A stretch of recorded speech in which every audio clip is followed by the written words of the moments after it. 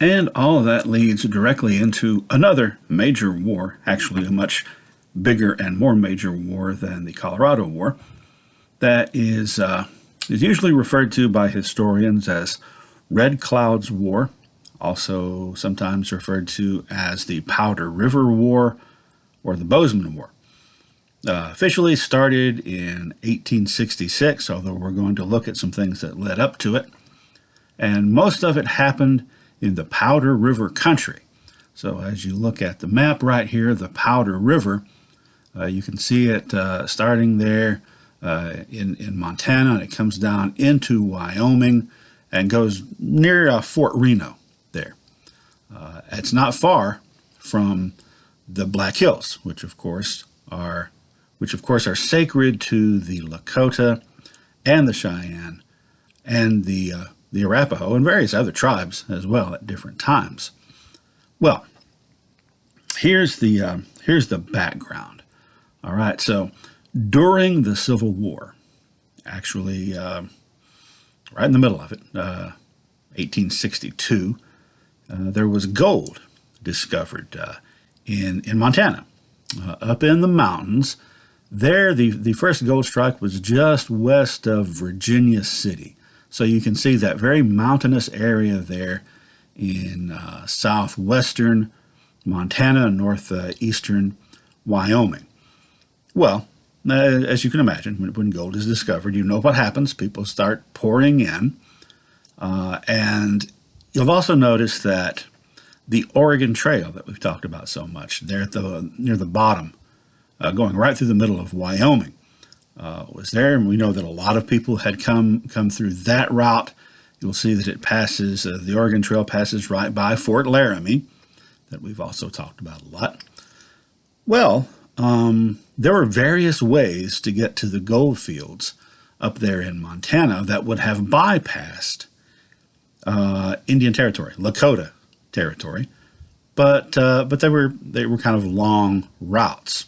So this guy named John Bozeman in 1863 blazed a trail, established a trail that was an offshoot of the Oregon Trail going northwest. And you'll see that it passes right there through the Powder River country and goes up to Bozeman Pass, which is a way in which you can get up into those mountains, ending in Virginia City. Well, technically, a big portion of that trail, and you can see the Bozeman Trail there in yellow, according to the 1851 Fort Laramie Treaty. Remember that one? The treaty that the U.S. government had with 8 different Northern Plains tribes, in which, essentially, the U.S. government assigned territories to each of the tribes and drew boundaries and said, here is where your tribe is. Well, according to those maps, a lot of this was in Crow territory. However, things had changed since 1851. The Lakota had been expanding. They'd been expanding westward, and they had sort of pushed the Crow farther west, northwest, up into Montana. Now, from the perspective of the U.S. government, that was a violation of the boundaries set in the 1850 Fort Laramie Treaty. And according to the Crows, because they were on the receiving end of it, it wasn't a good thing because they had lost access to that territory. But from the perspective of the Lakotas, and probably it would have been the same from the perspective of the Crows if the shoe had been on the other foot. What are lines on a map? Lines on a map are meaningless to these people who are, especially in the plains, the northern plains, generally pretty mobile, right? So the territorial boundaries, land was not owned and boundaries weren't written down and laid out on maps. So, what did it matter? Well, the Crows weren't too happy, and neither was the U.S. government when this trail went up and all those miners started taking that shortcut to get to the gold fields. Now, For several years previous, I said that the Lakota had expanded westward. Well, there was friction between the Lakotas and their traditional enemies, the Crows, and there probably would have been anyway. One Oglala warrior in his winter count on his teepee, his calendar, his chronology. He mentioned the years between 1857 and 1863 in reference to how many people got killed on each side. So, like one year was the year the Sioux killed 10 Crows, and then the next year was the year the Crows killed 8 Sioux, and so on. Well, 8 Sioux, 10 Crows, or the other way around, whatever. It's a big difference between that and the 3,500 approximately miners who came up the Bozeman Trail between 1864 and 1866, eating up the game and passing uncomfortably close to the sacred Black Hills. It may have occurred to some of them that if not for those pesky Lakotas up there, it might be interesting, since there's gold in all the other mountains. Maybe there's gold in them there hills, but it would be about a decade before anyone was able to check that out. Anyway, here come all these miners, and the Lakota started attacking them along the road.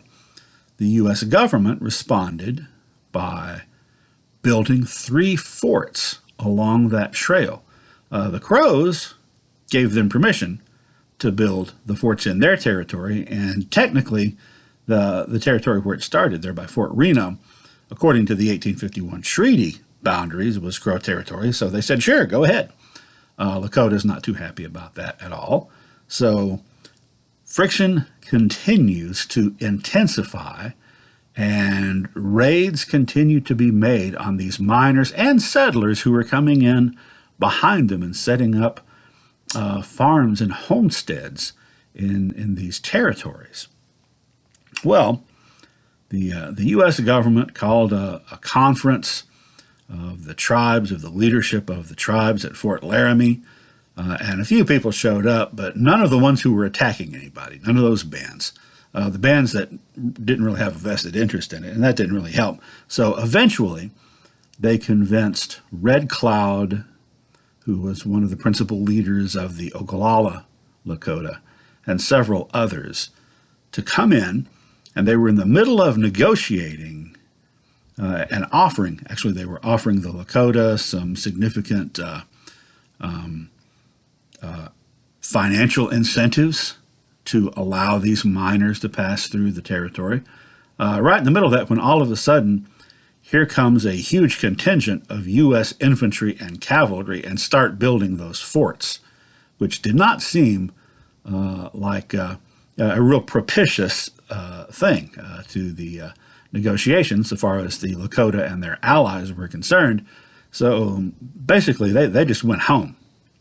So they left Fort Laramie and went up into the hills, and before you know it, there were skirmishes between the cavalry that were now assigned to those forts and the Indians, in this case the Lakota, and their Cheyenne and Arapaho allies. Now the Crow, who didn't like Lakota or Cheyenne or Arapaho to begin with, and hadn't for a very long time, and were really ticked off at them at this point, they got in on the action by volunteering to help the U.S. Army and serving as scouts. So throughout the remainder of this war, the U.S. Army had Crow scouts, and that would still be the case a decade later when other wars would take place in this area. So here are those basic facts: where it happened, when it happened, and who was involved. Of course, the U.S. government and their Crow scouts on the one side. On the other side, Northern Cheyenne, Northern Arapaho, and Lakota. And remember, the Lakota were divided into 7 bands. A couple of those bands had been involved in the Colorado War. Pretty much all of them get in on this one. So the bands include the Brûlés, which is a French word for burnt. that band's name for themselves is the Shichangu Oyate, meaning the burnt thigh people, the Ogallala, the Hunkpapa, the Minikanju, the Sans Arc, which is French and means without bows, the Shihasapa, the Black Feet, and the Ohe Numpa, also known as the Two Kettle people. Here are some of the principal leaders on the native side in this war. Of course, you have Red Cloud, for whom the war was named. That's him right next to his name there in the picture. Red Cloud, one of the principal Oglala leaders at that time. More about him in a moment. One of the most distinguished and the principal, one of the principal leaders of the Cheyenne was Roman Nose, we talked about earlier. Another significant leader from the Minikanju was Hump, and several more from the Oglala Nation, Crazy Horse, whom we've talked about, and also, and this becomes a little convoluted, American Horse, American Horse the Elder. There's an American Horse the Elder and an American Horse the Younger that happen to have the same name. The older American Horse was born in 1830. The younger one was born in 1840. And both of them were principal leaders here in this war. The one that we have pictured in the upper right, that is American Horse the Younger in his older years. We don't have a photograph of American Horse the Older. And the name that both of them had that was translated by the white folks as American Horse was actually Washichu Tashonka, which probably would be better translated as white man's horse, indicating that, they got the name by stealing a white man's horse. Then you've got pictured here in the lower right, young man afraid of his horses, which is also kind of confusing because there is also an old man afraid of his horses. Both of them are named Man Afraid of His Horses, or at least that's the translation that the Americans gave. And they were father and son, the older one and the younger one, and both of them were active here at this point. Now, Man Afraid of His Horses, that's a funny sounding name. I remember the first time that I encountered this when I was reading about the Sioux when I was probably 9 years old, thinking that was just hilarious. Well, it's not actually meant to be hilarious. That's a mistranslation, much like Crazy Horse is kind of a mistranslation. Spirited Horse might be better. The actual name that these two guys had is better translated, they're afraid of his horses, or they're afraid to see his horse.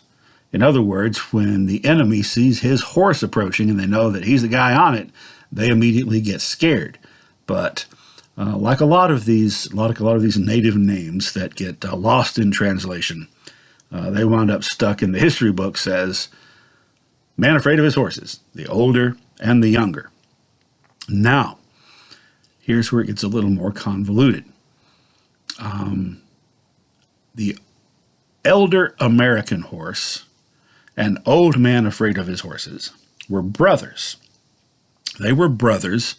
They were both sons of Smoke, usually referred to as Old Chief Smoke in the history books from the era, who was one of the great leaders of the Oglala band. He had been born in 1774, so he was in the prime of life when Lewis and Clark had passed through way back, in 1804, 1805, around in there. And he only passed away right around the time that all this was starting in 1864, when he was 90 years old. Well, he was a very, very prominent, highly respected leader.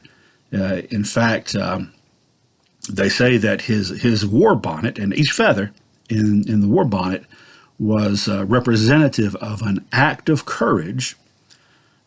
Each individual feather. He had so many feathers that it was like the largest war bonnet that anyone had ever had, that it trailed down behind him, not only to the ground, but trailed behind him on the ground, and he was 6'5".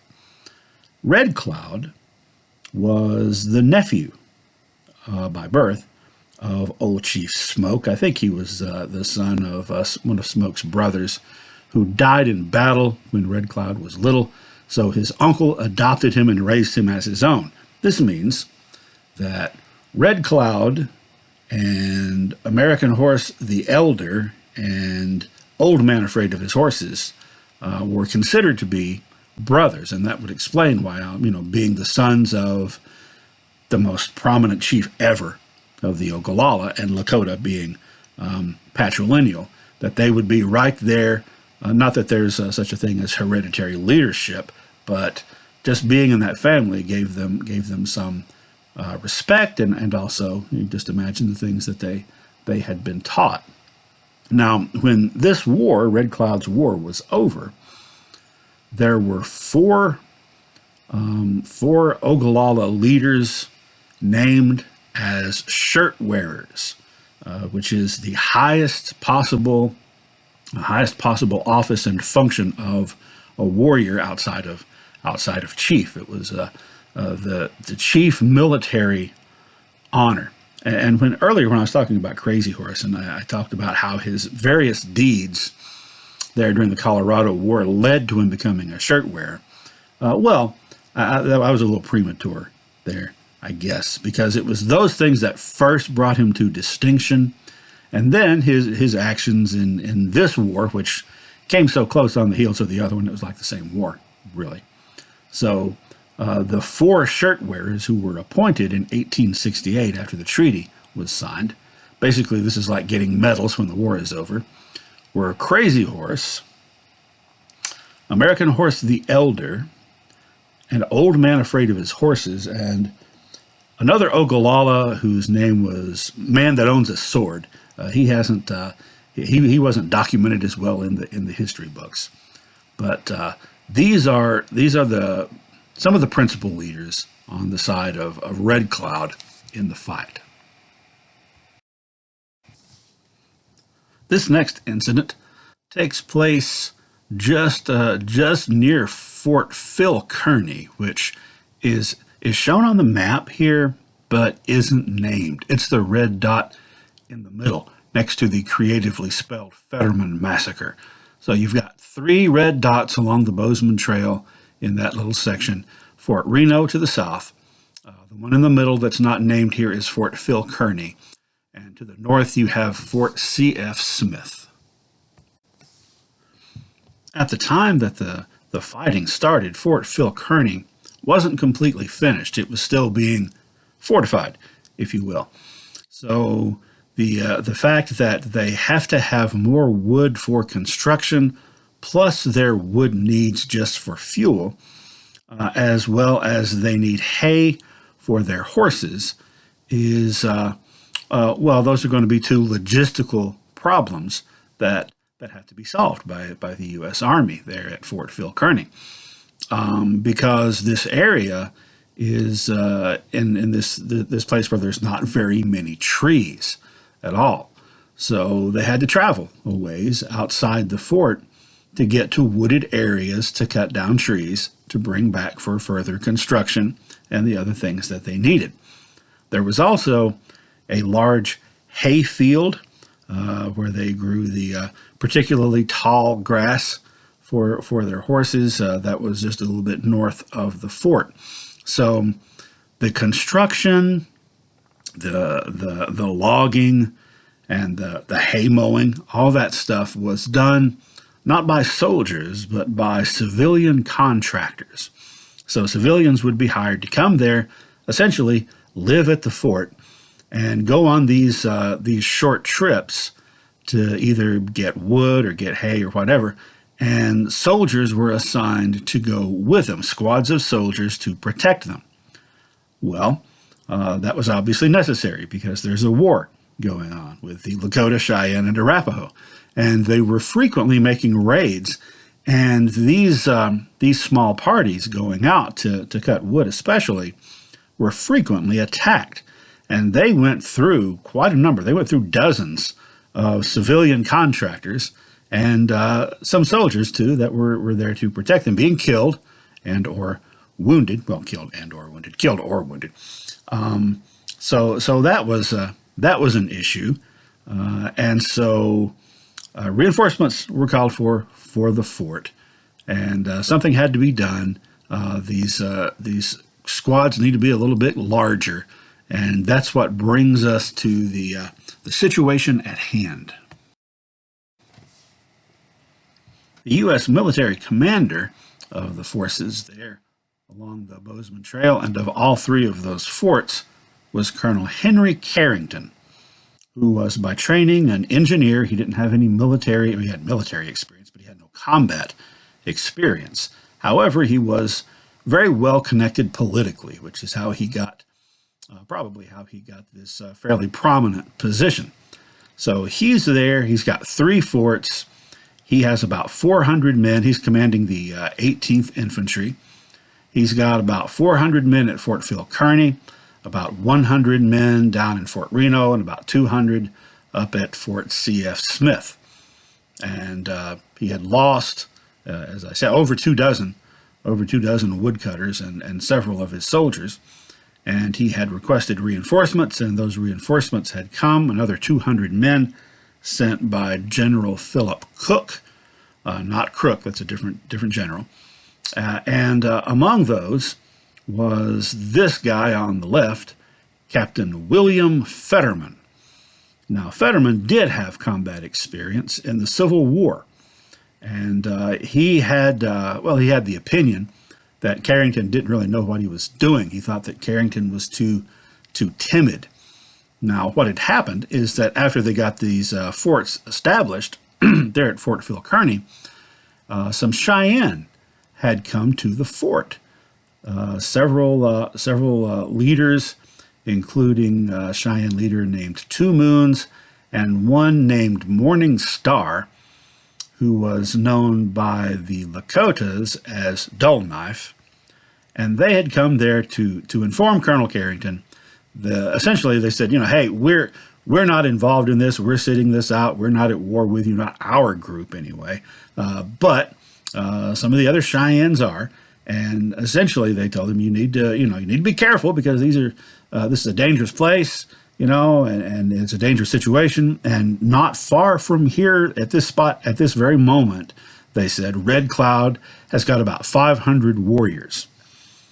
So Colonel Carrington was trying to fortify, make the fort stronger, get ready for the winter, rather than going out and chasing after these Indians. In fact, some of the soldiers he had lost had been lost due to them basically being fooled by tricks on the part of the Native Americans, who sort of drew them out one way or another.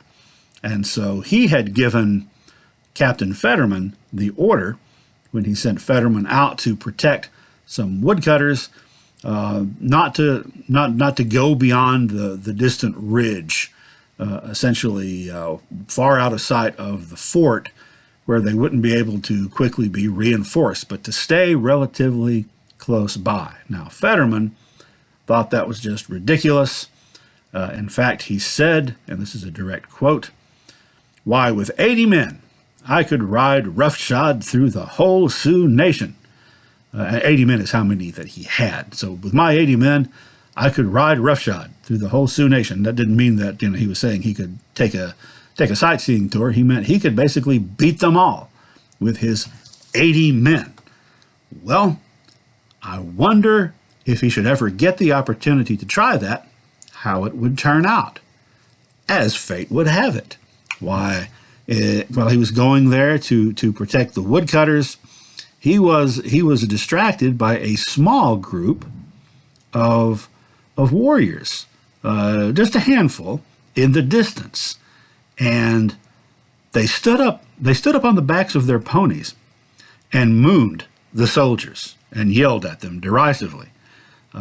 So Fetterman just forgot all about the woodcutters and took his 80 men and rode straight for that group of Indians. Now, one of them, one of those Indians, the one that was leading this little expedition, was the Oglala Lakota warrior Crazy Horse. And they were, in fact, trying to draw Fetterman farther away from the fort. So the Lakotas ran away, and the soldiers came chasing after them. The Indians were on smaller, faster ponies, and they were able to outdistance the soldiers, but they didn't want to outdistance them too much. So every few minutes, when they started pulling a little too far ahead, Crazy Horse would actually stop his pony and get off and check his hoof, like there was something wrong with his hoof, and then just before the soldiers got in rifle range, he would jump back on the pony, and he and his men would take off again, leading them on a merry chase right over the edge of that ridge. And lo and behold, what do you know? Crazy Horse had a bunch of friends there. Remember Dull Knife had come to the fort and warned Colonel Carrington, better watch out, Red Cloud is right near here with about 500 warriors. Well, he was. And all those other chiefs that we listed earlier, why, they all had about 500 warriors too, about 3,000 altogether. So Captain Fetterman, this is one of those rare things, where you make a boast or make an assertion and get a chance to prove it. So he said he would ride roughshod with his 80 men over the entire Sioux Nation, and as it turned out, he and his 80 men rode they rode straight to someplace they weren't expecting to go, and none of them came back. Hence the name of the battle, the Fetterman Massacre. Here's another map that can give you an even clearer idea of where these things are happening. Those are the three forts right there: Fort Reno, Fort Phil Kearny, and Fort C.S. Smith. Notice how close all this is to the Little Bighorn River. We're about 10 years before Little Bighorn will enter the national lexicon, but it's in the same neighborhood. All right, so also you can see here, there's where the Fetterman fight happened just outside Fort Phil Kearny, and a couple of other fights that we're about to talk about, the Wagon Box fight and the Hayfield fight, and you can see the official treaty territory of the various tribes, which the Lakota and the Cheyenne and Arapaho really didn't pay any attention to. That's the boundaries that the U.S. government had marked out for them.